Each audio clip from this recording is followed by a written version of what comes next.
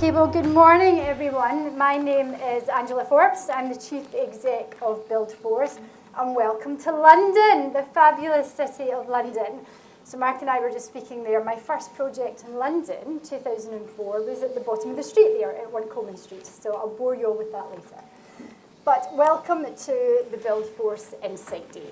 So BuildForce are a construction industry programme, and we are here to better support our service leavers and veterans as they transition into professional careers within our sector of construction and the wider built environment. Okay, so we are a career service to you as you go through your resettlement period. Okay. Now, we are here today so that we can heighten your awareness of our incredible sector. Okay, so we want you to leave here today better understanding where your direct skills and transferable skills could softly land, what all these incredible employers do, how diverse the roles and opportunities are, so that you leave here knowing that construction industry is the best industry in the world and you are going to transfer just fine. Okay, so we're here today in Mace's headquarters in London. And not only are Mace exemplary as a global contractor and consultant, but they're also a leading champion in the veteran employment space. So we do need to applaud them for everything they've done and for hosting us today. You quite literally have a bookend here.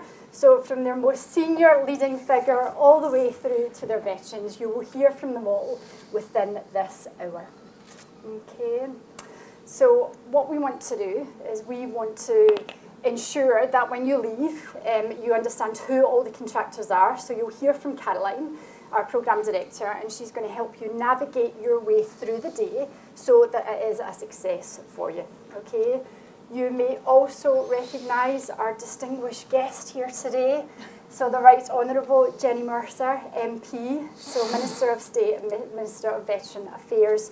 So we're very much looking forward to hearing more from you, Johnny, so we'll hear more in a few seconds. But we are going to kick off in style this morning. So we are going to hear from a leading figure in industry, also known as Mr. London Olympics 2012.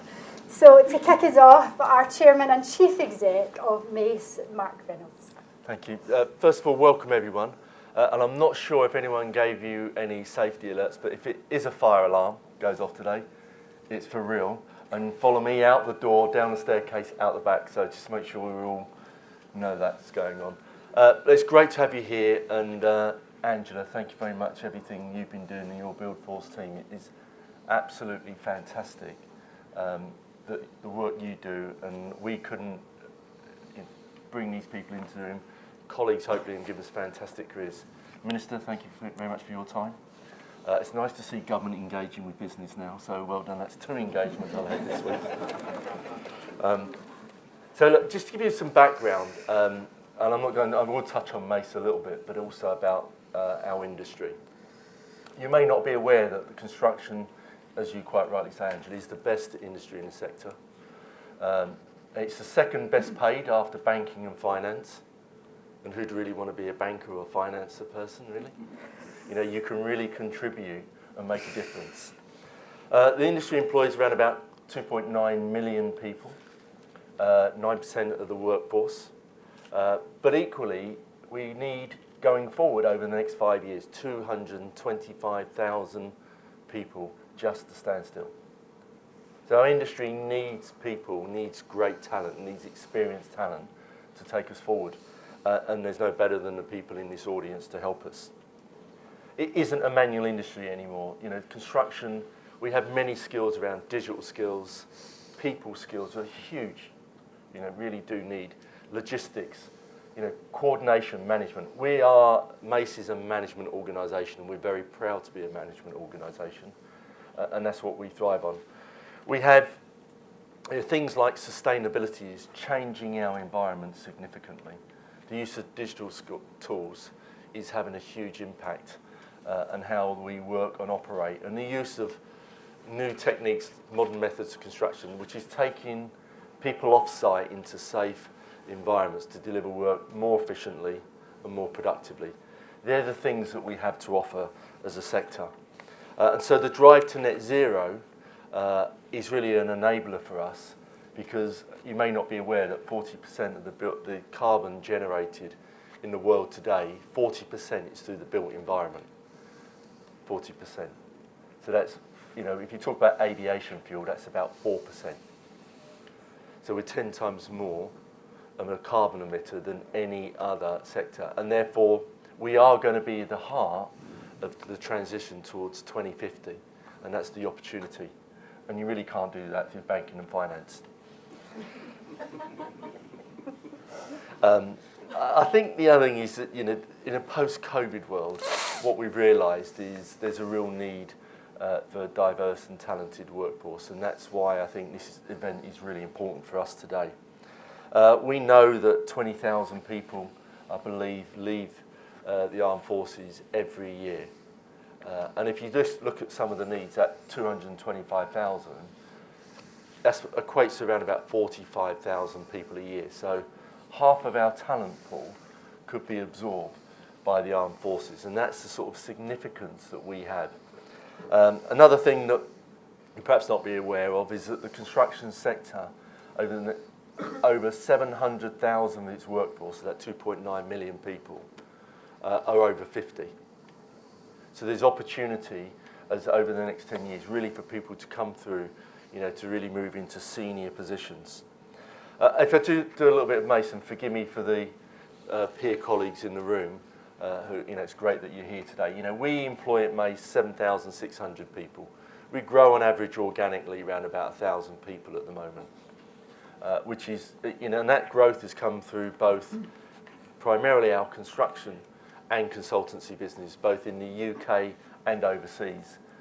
And again, they're huge opportunities for us. We've got massive programs all around the globe now, particularly in Middle East, Asia, and North America. We launched the 2026 strategy during COVID, and take some stats from McKinsey's who said, those who put a strategy in place for growth coming out of a pandemic are those who succeed most. And quite frankly, that's what's happened to us as a business, and that's what's happened to many of these other people in the room here today. We put a strategy in place that said, pursue a sustainable world is going to be part of our core business, so which really driving about the sustainability agenda. And again, that for us has been a huge growth area for our business, and not just in the way that we deliver business, but the opportunities that it presents itself.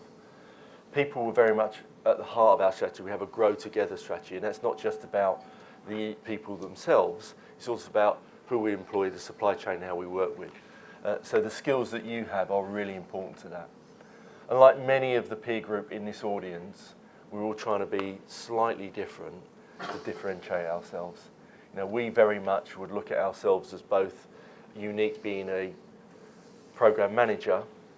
We're not an engineering partner, we're a program manager, so it's all about people, and a world-class constructor.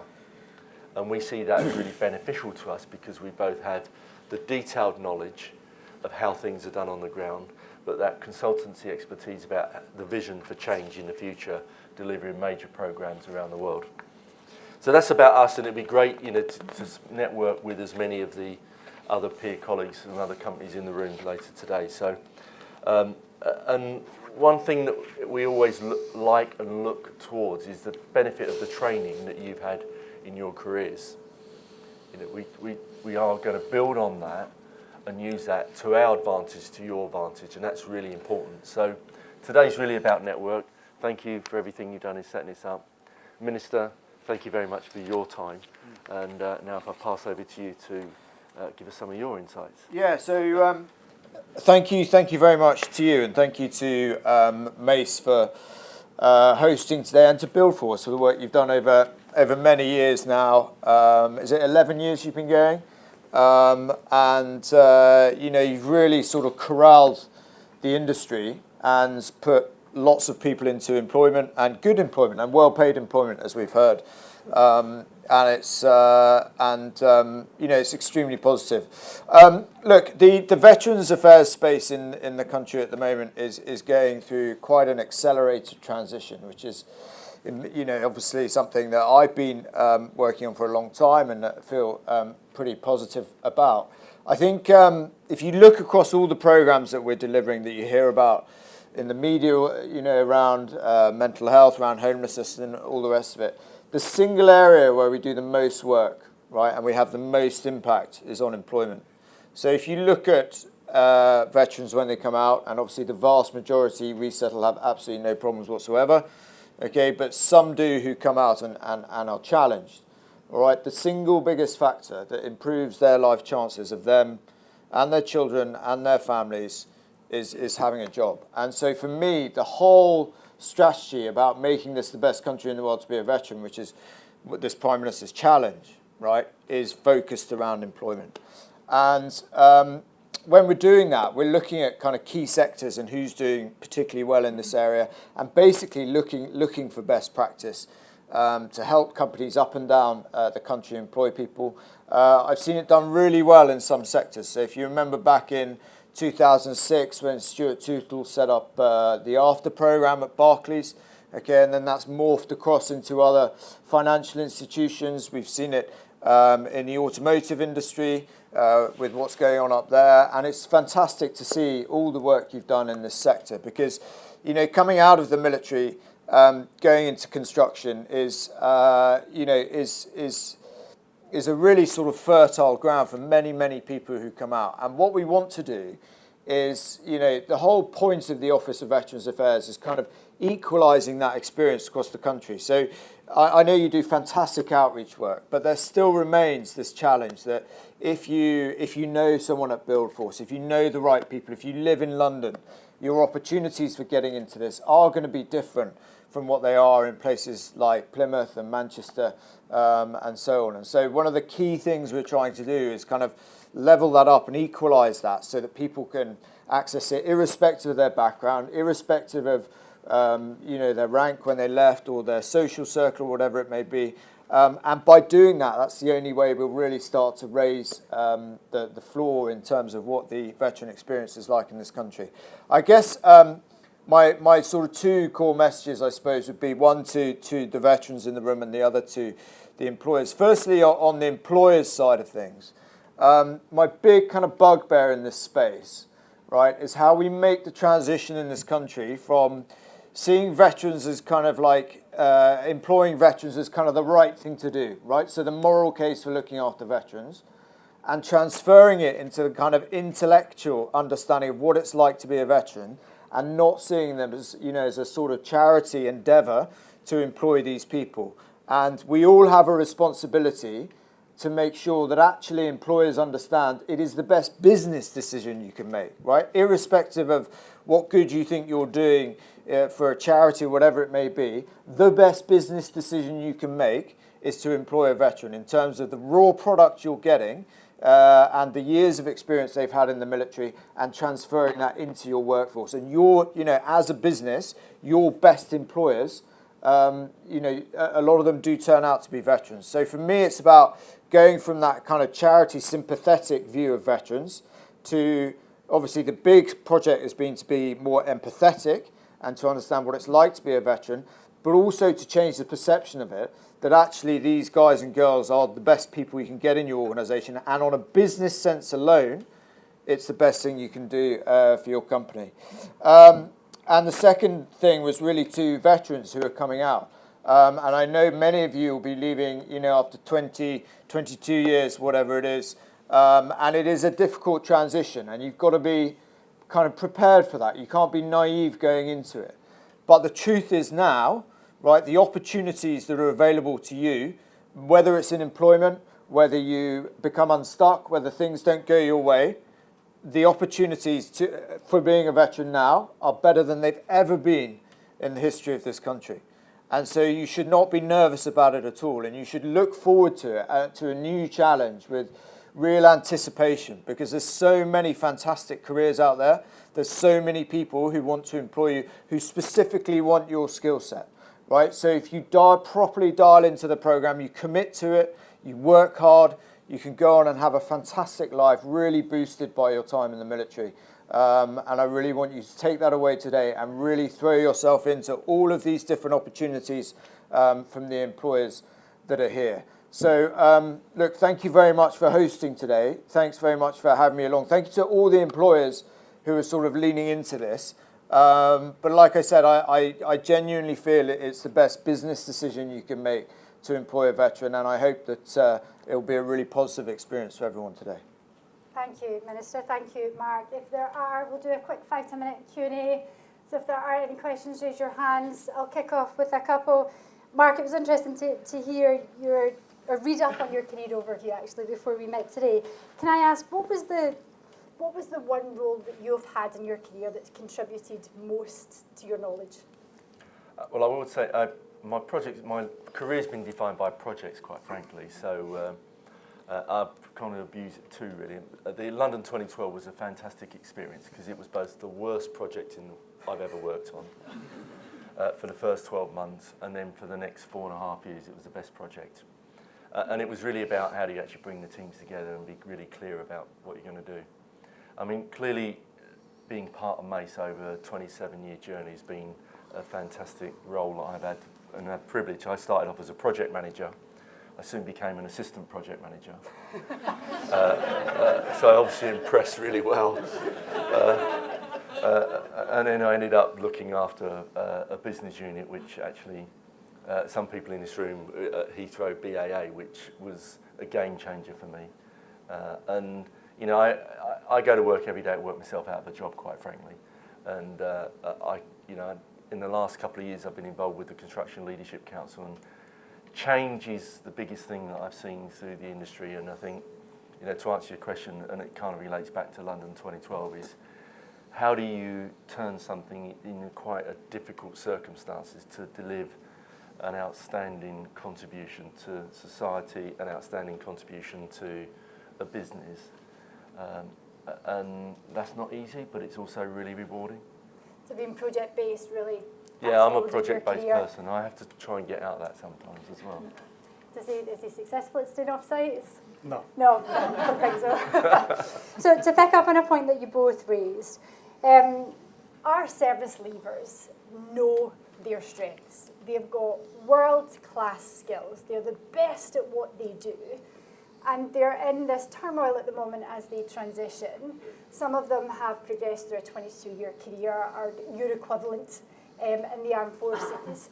Are there roles at that level as well? Do we as an industry, are we recognising well enough just how skilled these individuals are? Certainly do. I mean, I think most of us will recognise that in a business world, it's about leadership. And you know, if you're in a managerial organisation, and most of the people in this room from peer group companies are in leadership roles, so it's about how do you identify the problem, recognise that there are various options, how do you get people to work together really well, and then how do you then come up with those solutions to deliver an outcome? And I think that's what the training you get, and that's why I think is actually the transition is probably a lot easier in our world than it is the technical stuff. We're always going to have technical people around you, so that's not so much of an issue to me. The thing is how do you have, you know, the gravitas, the certainty, the belief, which is really important. So, you know, I was interested in what the Minister said in terms of, Johnny said in terms of, you know, we don't do this for charity, we do this for business reasons. So if it didn't even cross my mind, to be perfectly honest. So I don't think we ever look at it like this is for good commercial business reasons. And like we all go through turmoil in our lives when you change companies or you think you're changing careers. You know, I've had 3 or 4 change of careers that didn't necessarily know it was happening. And I perhaps didn't plan as well as I could. So I think the opportunity that's being offered here is that chance to change your career with a bit of a framework around it, but actually, you know, play to your strengths. I always say play to your strengths. You never go out and play to your weaknesses. You go and play to your strengths. So if I ever played to my weaknesses, I'd still be Neil Assistant Shanley's Project Manager. Assistant Project Manager. And just a final question. For those hoping to leave the room today and head straight into a Mace interview over the next week, what advice would you as the Chief Exec give to navigate their way through an interview? So you heard it here. Mark says... I think you need to be a bit patient, because what we're always trying to find is where best fits. And that applies to anything. And as I kind of use myself, and we are better now than we were 27 years ago. Thank goodness. It is a bit messy when you go into an organisation. It's never a clear path that you're going to go straight into this role and it's going to work. And I would always say is give it a bit of time to bed down, because every experience I've had, it takes at least a year to understand how it's going to work. And so it's also making sure you understand the parameters that you want going in, being flexible, being prepared to push back a little bit, give it a little bit of time, and then once you get embedded, you really will thrive. And I think that applies to any organisation. If you think it's just going to work, it doesn't work anywhere. Okay. Minister, you're 6 months into this role again. So what's your biggest challenge at the moment? Well, I think getting sacked for a third time would not be ideal. I think. Oh, look, we got a lot of challenges. I think clearly this is a very different environment to be working in under this Prime Minister, and I'm really hopeful. I think when you look at some of the programmes we've managed to put together, Op Courage, 19,000 referrals in its first year. There's a massive unmet need out there. There is the sort of military veteran space is very dynamic at the moment. The charities, they're giving, and giving to charities from the public has gone right through the floor. Okay, but demand continues to be where it is. If anything, it's increasing. We still have 12 to 15,000 people a year leaving the military.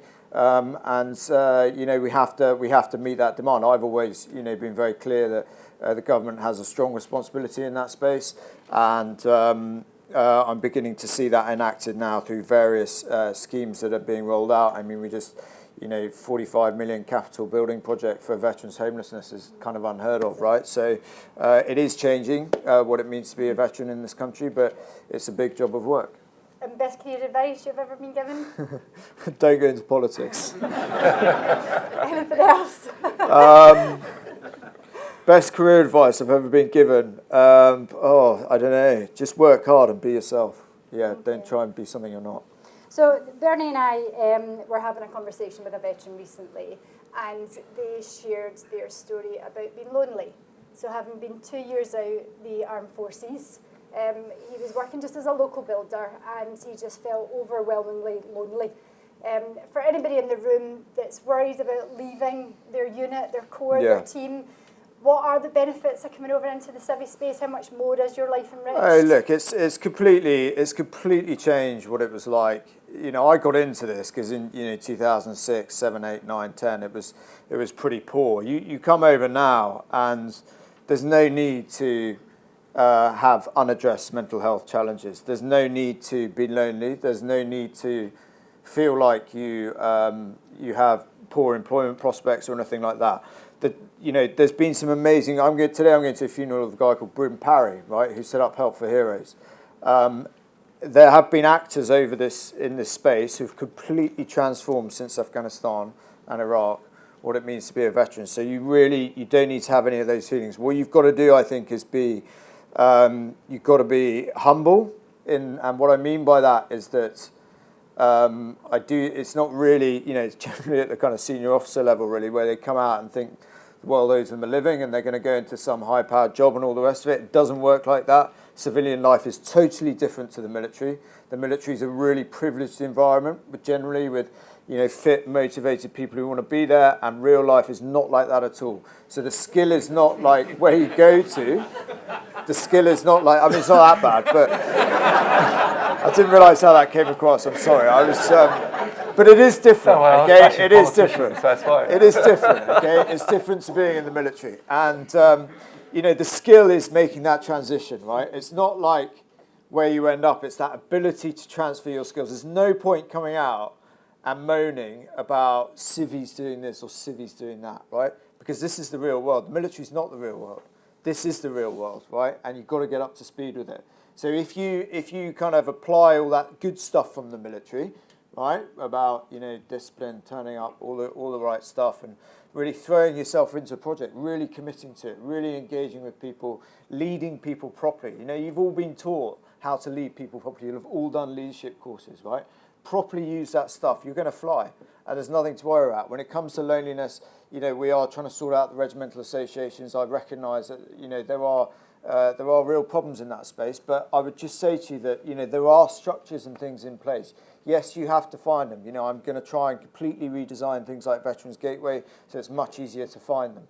But they are there, okay, if you look for them, and you can have a really positive future in front of you. Okay, thank you. And final question to you, Mark. If we could draft you into the Armed Forces for one day, what role would you most like to do? What do you think you'd be good at? Oh, what would I be good at? No, I can't do that. Trumpet player. No. I'll leave that to others. I'll be a PT instructor. Nice. Nice. Have you run a marathon yet? No, I don't do marathon. I swim, but that's a different story. Yeah. Tell everyone what to do. And last question to you, Minister. For Yeah. all the employers in the room, what one thing could we do better? What would you like to see as a benefit of the event today? I think just empathy, right? So less sympathy and more empathy. What is it like to come out of the military? What challenges do you face? You know, particularly if you've got people who are really committed to their military careers and they inevitably leave resettlement too late. Just empathy, what is it like coming out, and less of the kind of sympathy, oh, aren't you damaged, and all the rest of it, because it's just not true. You know, I think veterans in this country are an incredibly important part of our society, and getting them into employment is my number one challenge. Fantastic. Any last questions from the floor? We'll move on. So our executive sponsor, Steve Jeffrey, can I hand over to you?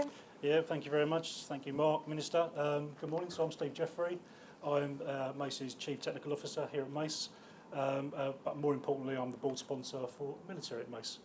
I've only got 5 minutes, so I just want to touch on three things. One, our employee resource groups, which is our networks, what we're trying to achieve this year in our business, and understanding and appreciating the talent that we've got from employing veterans and highlighting the additional skills that has brought us as a business, has already been mentioned. So in order, our employee resource groups, our networks, we have 6. We have Pride, Ethnic Diversity and Inclusion, which is EDIN, Enabled, Parents, Women, and of course, Military. These networks have helped us massively over the last couple of years. You know, one of our core priorities is to grow together as a business. We would not be able to achieve what we are achieving at the moment without the help of the networks. So these are experts in the field of those networks that help shape our business strategy. So we've got some brilliant traction. Each network has a board sponsor.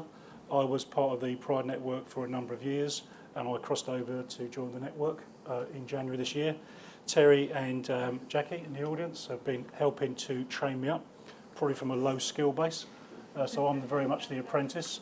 I'm hoping to pass out in due course, but it's early days, to be honest. What I can say so far, in all seriousness, is that the passion and enthusiasm from our network leads and our network members is unbelievable. And to help, you know, get veterans into our business and the wider industry is inspiring. You know, Mace is 100% a place where service leavers can thrive. You know, we've seen that and we've benefited from that. And we know that the skills that are being brought in are task-orientated, very procedural, you know, leadership skills, but also IT skills. You know, there's the full breadth. I think it's just an understanding and communicating that to a much wider audience. I think it's helping us with the likes of our network, shaping the way we look at recruitment and bring people into the business. So, you know, what are we trying to achieve this year?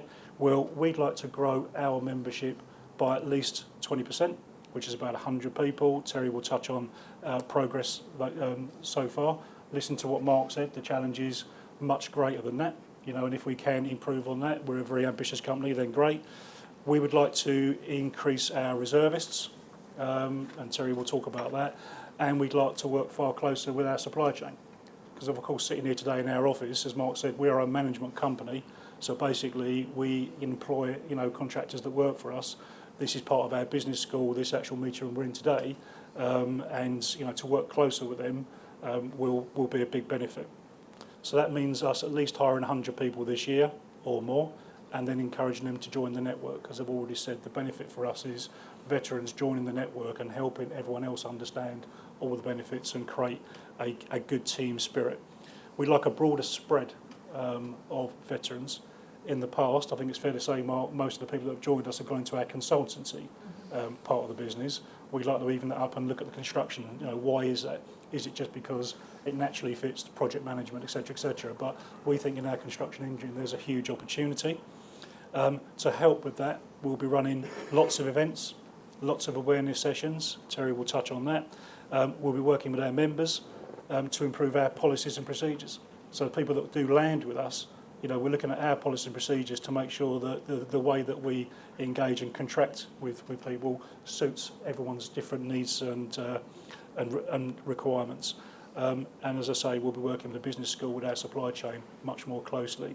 We had an event recently with 50 of our top suppliers in this room, and I'm sure, Jackie, I know that there's been a few meetings and a few follow-ups after that.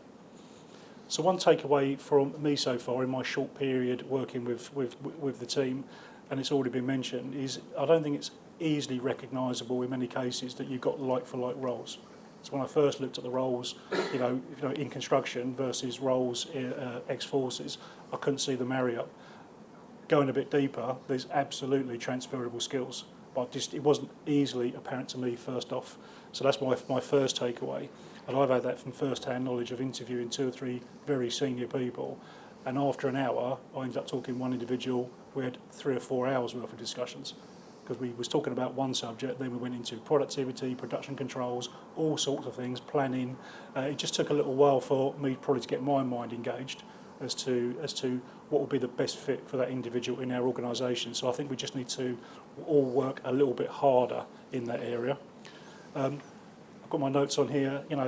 Construction is changing in Mark's world slowly. But productivity, production controls, and data is something that we talk about every single week out in the field on our projects. It's taken a bit of time, but I'm absolutely certain that the skills of individuals in this room will help us in that regard. And help is definitely something that we need in that area. We've already engaged with our supply chain, as I've said. So I think finally for me, it's about recognising the talent of the individuals that have joined us. A big part of today will be talking to some of the people that have joined us.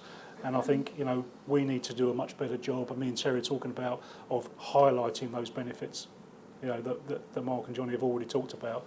Sometimes we're a big company, someone will come in, go into a project, do a good job, but we're not necessarily highlighting all those additional benefits and the value add of those individuals and the experience that you've got into our business. So I think that's what somebody... Last year, one of our members won a business award, one won an inspiration category award. We've got talent from artillery, Royal Navy, Royal Engineers, Paras Infantry, and we've gone into roles such as IT, project management, logistics and construction management. There's a whole wide range there. I just think we can get a little bit better at articulating the gaps. So we're learning all the time. Our network is a massive, massive benefit for us. As I say, teaching me and other colleagues, and we're continuously going to try and push that out through the business. That's why today is so brilliant. So what I would say to all of you in the room is please enjoy the day, ask plenty of all the right questions, everyone will be really engaged, and then I'd like to probably hand over to Terry, who's going to talk a bit more about what he does for a living. Okay, thanks everybody. Terry Price, I'm the lead for the Mace Merger Programme. I spent 30 years in the Royal Marines, and just over a year ago I was in your position, looking for work. Didn't know what I was going to do, medical discharge, so it was quite short notice. A friend of mine put me in touch with Mace, had a really enjoyable, relaxed interview, surprisingly, and they offered me a senior graduate management role.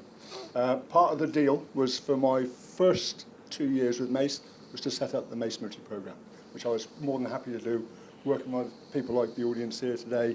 It's an absolute pleasure doing that and pass on and provide what support I can. The Mace Merger Programme is basically 3 lines of effort: engagement, all the work we do with BuildForce, Career Transition Partnership, Force Employment Charity, but also support support before service leavers leave the service, and also once they join Mace in that initial period, because going from sector to sector, as a few of the speakers mentioned, is challenging, okay? And leaving the military is a watershed moment in many of your lives, and you don't realise how significant it is until you're going through it.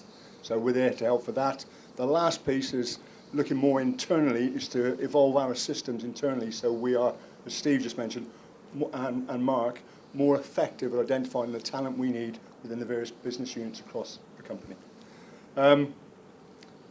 Three things that the most important thing which today is part of is network, network, network. Honestly, this is today. When you leave today, make sure you've chatted to everyone here. There are opportunities you don't know about until you have that conversation. So do that bit of investment today. And that little bit's on you, unfortunately.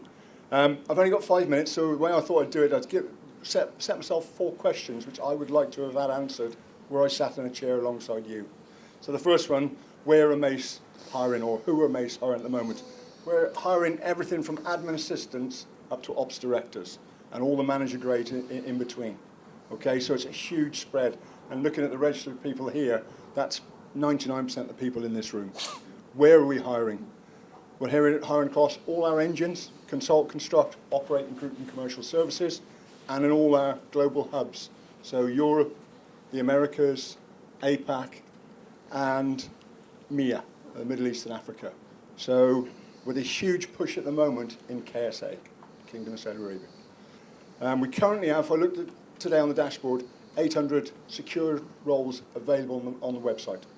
800 secured roles. However, 300 of those are in the UK, 500 are overseas. We are 250 of those offers, so 250 of those roles are under formal offer at one time. That's how quickly the business is moving. And we hire approximately 220, 250 people a month. So it's a dynamic situation. The reason I mention that is if you're in touch with Caroline and the team or myself, and there isn't anything at the moment today, don't think that's going to be the picture again in a week, a month's time. Things change very, very quickly in this industry. What skills are we looking for at Mace? Obviously, good project and program managers, and I'll leave that for a second and touch on it again later. But what I would say also, if I look at the website now, we have health and safety managers we need, logisticians, information managers, document controllers, procurement managers, risk managers, construction managers, mechanical engineers, electrical engineers, IT consultants. There's a huge span. So if you imagine for this audience, across the codes from J1 to 9, we need everything that you would expect to see in the military. We need them in this industry, which I think is really important. So if I look at Q1 this year, just at Q1 itself, we've hired service leavers and veterans of various grades across the business. And some of the business units we've hired into, just in the first 12 weeks of this year, aviation, healthcare, IT, defence, construction, HR, transport, utilities, Ministry of Justice, local government, and international roles. Some examples, we've just hired a service leaver who's gone straight from the RAF as a SharePoint manager in offices in Dubai. We've hired another veteran as head of assurance on the Minister's stomping ground in Plymouth for one of our defence projects. We've got another veteran who's gone as a senior recruiter in one of our talent acquisition teams. And lastly, we're very pleased to hire a young female who recently left the Army as a private, and she's joined Mace as an assistant supporting the aviation business unit. So you can see there's just a span of roles and responsibilities, just highlighting what the previous speakers have said. This isn't just a one-size-fits-all organisation. There are loads of opportunities on offer. The last question I posed myself is, what support does Mace provide once I join the company? And I think this is really important. So if I look at the Mace Military Network, and I've got Becky Crook sat in the second row there, we've just recently set up an informal buddy-buddy system. So when you join, someone inside the Mace Military Network who's been at Mace, knows Mace a little while, who's outside your line management chain, outside your particular business unit, is there for that informal advice, which is really important. We also have the Mace Military Induction Course, which is, we ran the first one last year in October, 2 days here at 155. We bring people in from all projects, all backgrounds, all levels of seniority, and if you like, put some Mace DNA into them. We do some professional courses and we do some technical presentations, all in that two-day period. which is really useful, really well received. The next course we're running is at the end of May. So the whole point here is once you join the organisation, that's not it. There is ongoing support, which is really important. Going back to that point I made about the transition is key. The impact of that transition, you don't really know what you don't know, and the impact of that as you go into your career. What we're looking to do is smooth out that transition and support as much as possible. Tied into that as well as learning and development opportunities. And I'm going to read briefly off a quick list because I want to get it right. 3 talent programs for high potential employees provided from within Mace. A huge training catalogue, which I've looked at, is really significant, of technical and professional training, much of which is free and supported by Mace, if not heavily subsidised.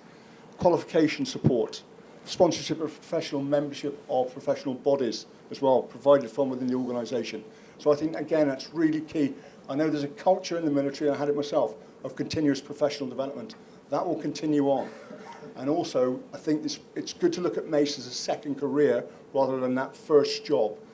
So things like mobility is a huge issue within the company now. Once someone's done a period on a project, maybe delivered a project successfully, there is support there and there are options either to move geographically or to progress in your career and develop. I think that's really important too. Before you go away today, please pick up a Mace booklet. There's one on both the Mace stands, one in here and one next door.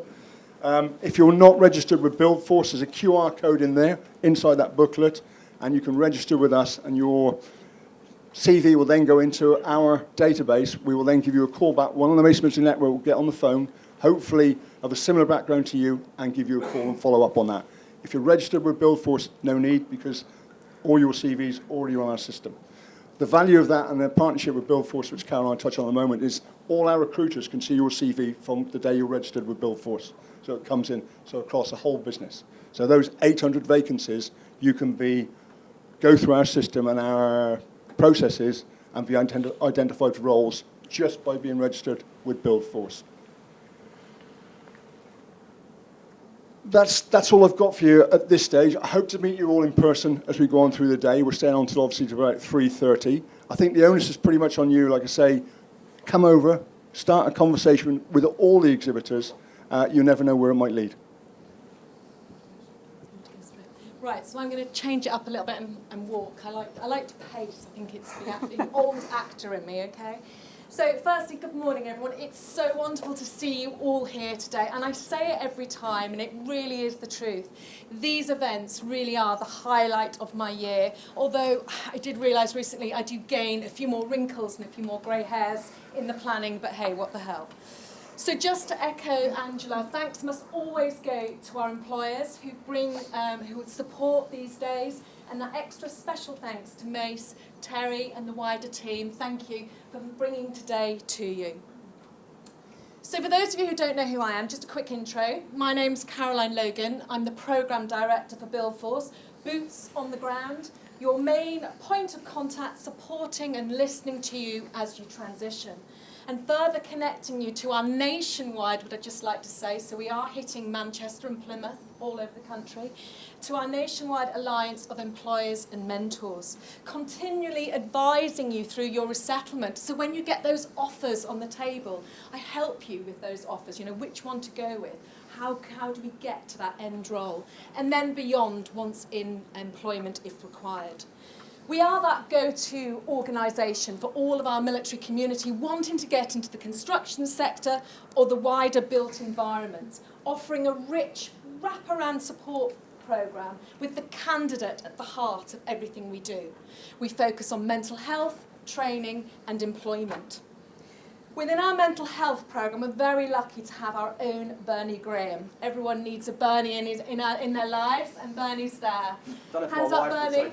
Oh, well, I'm not your wife, so I can say it, right? So Bernie is here for you all day, so if you want to take advantage of him, please do. He'll be out there at the BuildForce table, and he's good for a chat, so he'll be there for you. So within our employment programme, we're here to help you identify and better understand those transferable skills, those fantastic transferable skills that you've all got, and map them then across to the sector. Assigning you an industry mentor or mentors, of which we have over 700 assigned to BuildForce across all skill sets and all seniority. And then we secure you a work placement and, of course, that final job opportunity. We also have a very busy diary of events, including today, and I'm sure some of you have also hooked into our virtual career chats. We're doing those monthly, focusing on employers or disciplines. So on to today, right, so always delighted to see some of our previous candidates here on the other side as employers. We've got Rebecca Crook. Hands up if I shout your name out if you're in the room. Darren Jory, who's over at Atkins. We have Lee Wood, recently bagged a job with Amy. We have Nick Channer, sorry Nick, one of our old-timers at Wilson James. And we also have Dan Wilkes over at BJF Group. So, and next up though, more importantly, we have our very own case study, Jo Wood, who only last year was sat exactly where you're sat today. Well, not exactly, because it was at Jacobs. And just to mention, Jacobs offered 70 delegates offers of employment, their pipeline and current. So today could be that day for you. So there's a lot of love in the room, there really is. Most of our employers are veterans, they've been in your shoes and they're ready to support you. They're ready to share their experiences, their top tips, the do's, the don'ts. They get how you're feeling today, so please don't be shy, you're on very common ground. So what would I suggest that you do today to get the most out of today? Well, I think it's already been mentioned, but talk to everyone. Ask lots of questions. Get a better understanding of each organisation. What do they do? What are they looking for? What's their ethos, their culture? Because we all know that's really important to you guys. So find out. Where does your skill set fit? Maybe it doesn't, so you go on to the next employer. Each employer stand will have a technical industry expert. And most are veterans, so they've been in your shoes, they know how you're feeling today, and they're on your side. They're here to support you. But more importantly, Terry's just said how many opportunities Mace will have. They want to employ you.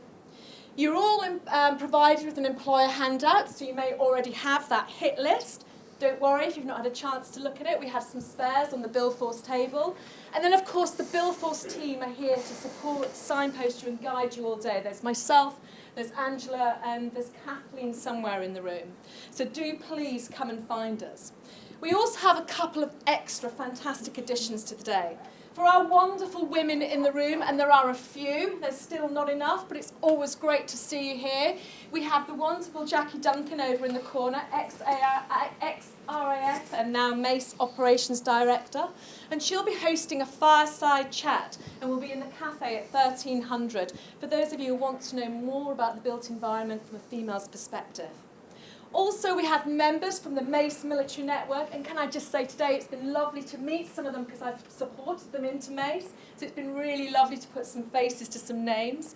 They're hosting a CV drop-in clinic, and again we'll be in the cafe from 1300, so if you want to polish up that CV, head over at some point and they'll take great care of you. So, I'm just going to wrap up, because you're not here to listen to me bang on a stage, although I do love a stage. Don't be shy. Please don't be shy. There's nothing gained from being a wallflower. And believe me, we've all been there, but please, leave your flowers behind. They're not useful. Ask lots of questions. I'm told there's no such thing as a silly question, and if there is, it's usually me asking it, so you're not alone. This is your day. We've put this on for you. So make the most of it. We're so lucky to have this many employers in the same room at the same time. It doesn't happen very often. It's industry collaboration at its best. There's a huge wealth of knowledge and information in one place. So seize the day and take advantage of it. Mentioned this the other day, I think it was George, who said, you're stealing my thunder, that's what I'm going to say. Remember, this is two-way. The more you ask and interact with our employers, the more you'll get out of the day. This day is yours, so please engage and get as much information as you can. But more importantly, enjoy. Thank you. Caroline, as vibrant and passionate as always, an ardent and full-hearted champion of our armed forces. Okay, and we'll pass over to our case study. I don't know quite how to follow you, actually. You're so good on the stage. I'm not going to walk up and down because I'll probably fall over as well. But yeah, as Caroline said, I was sat in the audience about a year ago at Jacobs, listening to Rob Kelly, who is over there somewhere. There he is, his hand's up there. Listening to him talk about his transition experience and what Jacobs were offering. And I hadn't actually even put my notice in at that point. So I went along. I was in the Navy at the time. I was a petty officer in the aircraft controller specialisation and working at Yeovilton as the air operations manager. I loved my job. It was interesting enough. However, I got to the point of being bored, and I knew that the next jobs for me in my career weren't going to satisfy a little bit of an itch that I wanted to scratch, which was construction. I had been renovating houses on the side of being in the Navy for a long time, just buying old houses, doing them up, and getting more and more into depth of it. And I realised more and more that I enjoyed projects where there's a defined start, a defined finish, and it wasn't just an everyday business as usual kind of operation. So I thought, right, I'm going to start looking for what I can do on the outside. Scrolling through LinkedIn a little bit, and I happened across BuildForce and see that they were going to do an event. So I thought, I'll go across, have a look at all these great employers and start finding out where my skills would transition over into the industry. And as I say, yeah, there I was a year ago later, walking around a room, talking to people and trying to get as much out of it as I can. I've got some notes, so I'll carry on with that one. But yeah, as I say, my agenda on that day was just for information gathering. It wasn't even to approach employers with a CV in mind or a job in mind. It was more just to get some information. Turns out, actually, it was a really great day, and I got far more confidence from it than I could ever have possibly hoped to have done. All of the employers that I was talking to, telling them about my skills and things that I wanted to do, and they had lots of opportunities. And eventually I basically went into work on Monday and put my chit in. So that was literally Monday morning, yeah, that's it, I'm off. I knew that there was going to be an opportunity for me somewhere. So rest assured, for everybody in the room who's worried about that kind of transition, there is something out there for you, I promise you. So how did I use BuildForce going from there? There was lots of career chats. I don't know if you've seen online yet, but they host lots of events where somebody from a different industry or a different job will just do a little career chat and talk to you about what their day in the office is like. They've got lots of BuildForce mentors as well, so people who are already in the industry to help you out. Lots of CV help and insight days like this, and I took full advantage of that one because I felt that it was really, really useful. And I think it was probably key to the transition that I actually made from the military into civilian life. It was more important to me than the CTP and anything else that I've used. So thank you to BuildForce, first of all. And also thank you to Mace and to Terry for the military network for putting my CV in the right hands. I eventually found Mace by talking to somebody who did a career chat online and found out that actually it was like a light bulb went off. I thought, that's the kind of job that I really want to go and do. I really want to go and do something as exciting as that. So I applied to Mace, and here I am now. That's why BuildForce is great, because your CV will go to so many different people as well. But anyway, moving on, so we've got life on the outside then. What is that like? I'm not going to dit on too much about being a project manager, because I'm sure there's people in here that are probably not interested in being a project manager, quite frankly, but there'll be lots of people that are. If you are interested, come and talk to me afterwards. I'll give you the lowdown of what my day is like. However, I work in consultancy and I work in the Ministry of Justice. I'm helping them at the moment with a really big prison expansion project. My particular role is we're spending £100 million of the government's money to create lots and lots of bed spaces in a prison down in Dorset, so that's really exciting to me. I got parachuted in before the construction phase, so I've managed to come in at a point where I can learn so much on the job and also transition that one into the site management aspects of it as well. So it's really interesting. I can honestly say that I don't regret leaving the military for 1 minute. I think that going to work every day has given me a new lease of life. I feel completely excited that I get to do something completely different every single day. No 2 days are the same, and I'm learning so much. And Mace have been fantastic in support for that as well. They've given me nothing but trust and responsibility, and that's been a great place to be. I don't feel like I'm a trainee, that I've just come out of the military and that I don't know anything. They're giving me as much responsibility as I can handle, and they're supporting me every step of the way. So from my perspective, Mace has been a perfect place to land. On to more interesting things like work-life balance. That's one thing that I'm really enjoying now. I don't have to go away from home if I don't want to. I get to work a couple of days in the office, I get to work a couple of days at home each week, and I get to go to a site as well. So for me, it's been a really exciting change of scenery than to be looking at the same things every single day. I think one of the things I will touch on is probably the emotions of leaving the military. It's one of those aspects that from the start of putting your notice in to right the way through to leaving, there's going to be a bit of an up and down thing, and I think there's a few people nodding in the audience right now going, oh yeah, I know what that feels like. I went through the exact same thing, and I know that everybody else I've spoken to who has transitioned has been through the same thing, so please don't worry, that is completely normal. Even when my first 2 weeks in the job at Mace, I completely felt the shock of capture. I'm not going to lie, that was a moment where I thought, oh my God, what am I doing here? I couldn't believe that they were actually trusting me to get on with these things, but no, that passes really fast, and you'll be absolutely fine, I promise. That's why mentors are great, by the way. So to speak to BuildForce, you'll get a mentor. And then finally, I'll move on to advice. I think one of the first things that I would say to anybody who I've spoken to previously and would speak to in future would say is really have an understanding of what it is that you want of your job. Don't just think to yourself, right, I could go into health and safety, I could go into operations management, I could go into project management, I could do it all. And really have a focus on what those red lines are for you, the kind of things that where your location is, what kind of things you're interested in, how you want your daily life to look at. Once you narrow that down, finding the right job for you becomes so much easier and it's so much less overwhelming. So that's the first bit of advice. And the second one, Terry's already stolen my thunder, and so has Caroline, networking. Basically using things like LinkedIn, using the ex-military networks from all of these employees that are here today, and having a chat with people. Particularly hitting them up on LinkedIn is quite good. You can have a chat with them online and ask all of the stupid questions that you don't want to ask anybody else, which is really great. And I've done that a lot, I promise you. So there's, the stupid questions that everybody wants to ask, like what salary is competitive? That's probably one of the things that probably people are looking, what is competitive? But yeah, go and ask people and they'll tell you.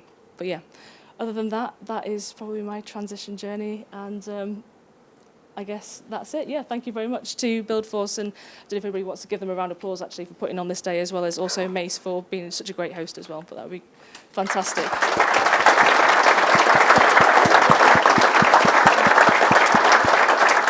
that was very kind and very well done. So thank you very much for that. Do we have any final questions within the audience? There's just one or two things I wanted to pick up on something that you had said, Steve, about value. So we traditionally measured value by winning the job, then delivering it to strike or best case margin or bringing it in within programme.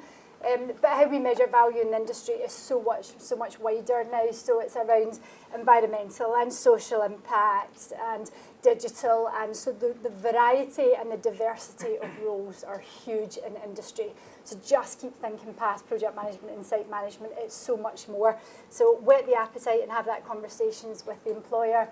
We've heard a fantastic contribution from Mace today. What an employer. So I hope it's not turning the heads of our employers already in the room. You can't be poaching today.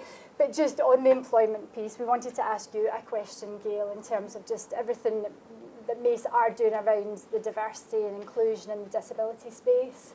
Do I need the mic? Sorry. Oh, no, shout. Just so that you can see that it's a place for everyone. Hi everybody, so my name's Gail Doyle. I am the co-chair of the Disability Network at Mace, and I am also wife of for 25 years. My husband served in the military police. Please don't hate me. I have actually had some really interesting stories from people today, so you can come and tell me those instead. So one thing I wanted to draw a distinction about is in civilian life, you're not exempt, like the military is, from the Equality Act. So that places an obligation on us. I appreciate, Terry's already explained that he came with a medical discharge. There may be others of you within the room that are facing that as well. So it places an obligation on us to make reasonable adjustments for you in the workplace. Now, there is no obligation upon you to disclose your disabilities if you choose to join Mace. That is entirely up to you. However, if you do disclose them, then actually we are in a position to support you through your transition more actively than we might be able to if you disclose them later. But that is very much a personal decision, and there is no pressure on you to do so. So Mace's Disability Network, we've been established for 3 years. I think it's a very long journey. It's going to take years for us to get it perfect, but the network forms a home for those with disabilities. It's a safe space for people to share their experiences. We try and collaborate as much as we can with other networks, particularly the Mace Military Network, because of the backgrounds that some of you may be coming from. We're happy to advocate for you. We're happy to signpost on your behalf. And also we hold the business to account. So sorry, Mark, but I'm going to be around all day today. So if anyone has any concerns and wants to talk confidentially to me, then I'd be very happy to speak to you. So thank you. Thanks, Angela. Okay, thank you very much for that. Okay, listen, thank you to our speakers. You are in the safest of hands. This is a safe and respected space that you're in today, so make the most of it and engage with everyone. You've heard from veterans today. They were here just a year ago, 18 months ago at other events, and now they're standing here as employers. So we want you back as our success stories next year, waving the Mace flag or whatever employer you go to. Okay, so we're very much looking forward to hearing the success of the event today. Please take time to have some lunch and a drink. So catch your breath, stretch your legs, and then get round the employers. We do need to thank Mace. Mark, thank you so much. We really appreciate this. You're a huge figure in industry. We know how busy you are. So the fact that you're here today, the fact you've opened up your offices actually tells us everything. Fantastic exec sponsor. We know you do a lot behind the scenes. And Terry, our angel. So thank you very much for everything that you do. So we'll thank the Minister on everybody's behalf, but I thought that was fantastic that you turned up today as well. So enjoy your day. What we're going to ask you all to do is if you can move through to the reception area, we'll clear the chairs and get the employers set up here. And then, next few hours, we'll just all start mingling. Okay, so thank you very much. Well done. Very welcome.